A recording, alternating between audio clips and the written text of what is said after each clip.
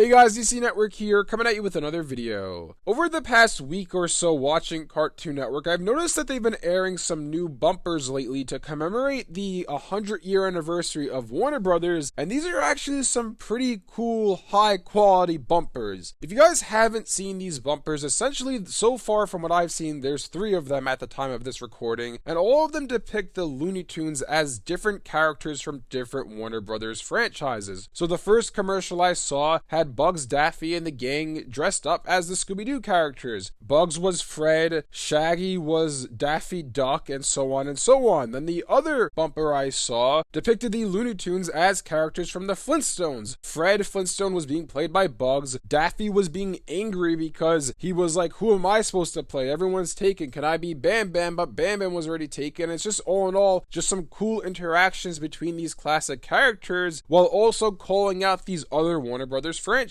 The last bumper showed them all in the Wizard of Oz world, and I'll be honest, I've never seen the Wizard of Oz from start to finish, so I'm not as familiar with those characters as I am with the Scooby-Doo gang or with the Flintstones characters, but nevertheless, it's still something that's really cool to see, and in all honesty, this is more akin to like the CN City era. That's what I'm thinking of, at least, where they're creating these brand new short bumpers where these characters are interacting together in these unique ways that you wouldn't necessarily see in a TV show. Like, you wouldn't see Bugs and Daffy depicted as characters from Scooby-Doo or the Flintstones and so on and so on. So this is something that, in all honesty, I am shocked to even see them doing, but I am so happy to see that they're actually doing it. Because, for example, for Cartoon Network's 30th anniversary and for the 25th anniversary, we were all clamoring for them to make some cool bumpers commemorating that this is the big anniversary for Cartoon Network. They dropped the ball with that and they didn't do it. But now all of a sudden, under this new leadership with the new Warner Brothers Discovery, they're actually making some pretty cool, unique bumpers that, in my opinion, will be memorable for years to come. I feel like we're going to look back on this time with these bumpers, depending on how many there are and how long they air them for. I feel like we'll look back on this time fondly, just because there's some cool bumpers with these characters that we all know and love, acting as if they're other characters from other franchises we all know and love. I know that the whole Warner Brothers Discovery merger hasn't exactly been the most, how should I say it, the most positive thing, I guess. It's been pretty negative thus far, but if this is any indication on what's to come, I think that this company might actually have a bright future, because they didn't have to do this. They didn't have to make these bumpers at all. We've seen in the past, for the 25th anniversary of Cartoon Network, they didn't do any bumpers. For the 30th anniversary of Cartoon Network, they didn't do any bumpers like this, but yet they're making brand new animation, brand new content for these bumpers that are going to air for what, maybe a month or two on Cartoon Network. I'll link below the different links to the bumpers if you guys haven't seen them and you do want to check them out. I think they're really cool, and hopefully by the time this video is up, there are even more out there than the ones I mentioned. The one thing that is a little bit curious to me, though, is I wonder why they're just using the Looney Tunes cast of characters in these bumpers instead of having them maybe interact with, like, for example, let's say instead of having them dress up as Fred Flintstone and Wilma and so on and so on, what if they were actually thrown into the Flintstones universe? What if they were interacting? We see Bugs and Daffy, maybe they are still dressed up as the characters, and we see them interact with the real Fred Flintstone, the real Wilma, the real Barney Rubble. I feel like that would be really awesome to see as well, and I'm curious how far this will go, because I'm assuming the fact that I've seen 3 bumpers so far, because initially it was only 1, then they added the second one, then all of a sudden they added the third one with the Wizard of Oz, so I'm assuming there's more coming as well over the coming weeks and days, and I'm curious how far they'll go with this, because right now they're doing these really classic properties, right? Scooby-Doo's a huge property, it's a classic. Same thing with the Flintstones, same thing with the Wizard of Oz. I'm curious if they go into some other properties that are maybe original to Cartoon Network, like, hey, what if we see a bumper with Daffy and Bugs as like Albedo and Ben versing each other in a fight? That would be sick. Or maybe Daffy's Vilgax and Bugs is Ben Tennyson. That'd be really cool to see. What if we see one where Bugs is Generator Rex and Daffy is, oh man, the monkey's name is slipping my name right now, but the monkey from Generator Rex. What if we see another one where maybe they're the Foster's Home for Imaginary Friends gang? Maybe they're dressed up as that. I feel like the possibilities are endless, and the fact that they're doing this for Warner Brothers' 100th anniversary, it really makes me wonder that maybe it is possible that we actually see something akin to CN City in the future. I'm not saying something on that level, on that scale, because I've said this this before in the past, but I never thought they would make actual new animation for bumpers just because it costs them money. And it's like, okay, people tune off the channel. A lot of times there are commercials. A lot of companies don't want to put money into these bumpers, but now we're seeing Warner Brothers doing this for the 100th anniversary of it with these Looney Tunes characters. So fingers crossed this actually does trickle into Cartoon Network going forward, and we do actually start to see some unique bumpers. I mean, imagine if we had, again, this is a pipe dream because I really don't think they will do this. I don't think this is going to happen, but imagine if they make like a brand new CN City. Imagine if it's,